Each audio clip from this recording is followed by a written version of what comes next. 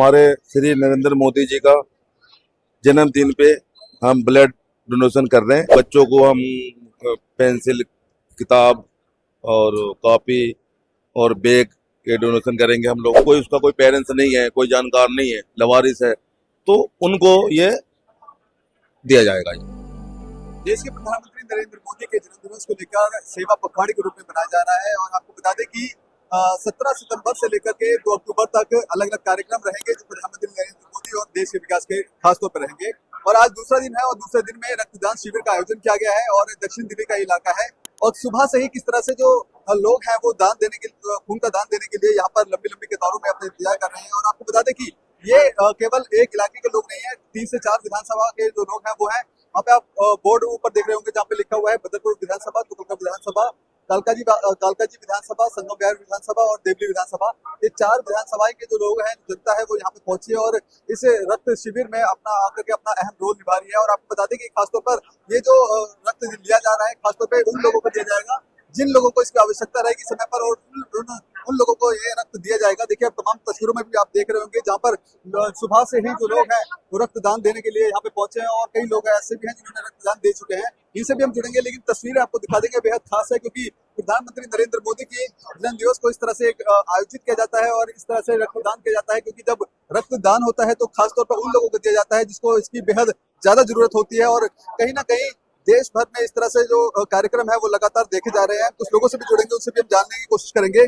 आज प्रधानमंत्री मोदी जी का पखवाड़े का दूसरा दिन है, क्या कहना चाहेंगे? और रक्तदान का शिविर देखिए, हमारे पूर्व सांसद श्री रमेश बिधूड़ी जी के नेतृत्व में ये काम किया जा रहा है।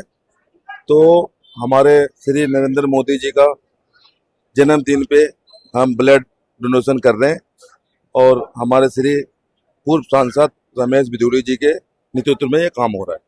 अच्छा, आज दूसरा दिन है, अब कल क्या कुछ खास होने वाला है? कल क्या खास, ये तो चलता रहेगा जी। कल बच्चों को हम पेंसिल, किताब और कॉपी और बैग के डोनेशन करेंगे हम लोग। और आगे भी हम उसके अगले दिन है हमारा सफाई अभियान है।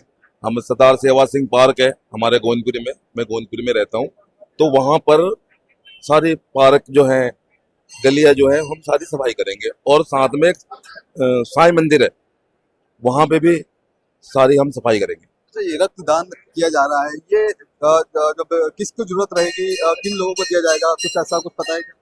देखिए, ये तो उनको दिया जाएगा जैसे कोई रास्ते में कोई जा रहा है, बाइक से जा रहा है, कार से जा रहा है, उसका एक्सीडेंट हो गया, ठीक है ना, कोई उसका कोई पेरेंट्स नहीं है, कोई जानकार नहीं है, लवारिस है, तो उनको ये दिया जाएगा।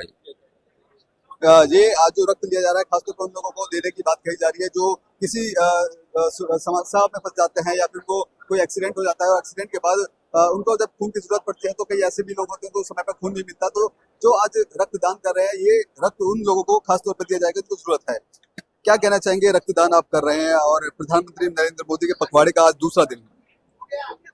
देखिए, रक्तदान तो सबके लिए जरूरी है। जो किसी को अगर जरूरत पड़े तो वक्त पे मिल जाए, तो ये एक बहुत अच्छी पहल है जिस वजह से किसी जरूरतमंद को रक्त मिले, तो ये तो सबको करना चाहिए।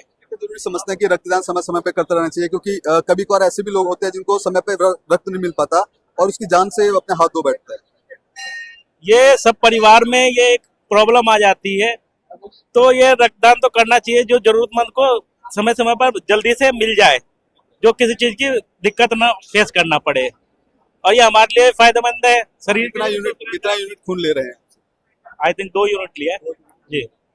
अब जिनको जरूरत पड़ेगी उनको ये खून देने की। बिल्कुल बिल्कुल।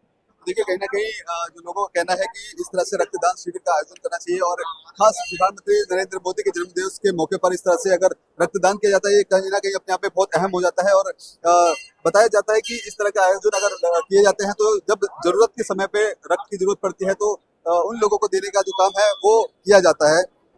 आज खून दान किया है आपने, क्या कहना चाहेंगे आप? भाई, ब्लड दान तो करना ही चाहिए।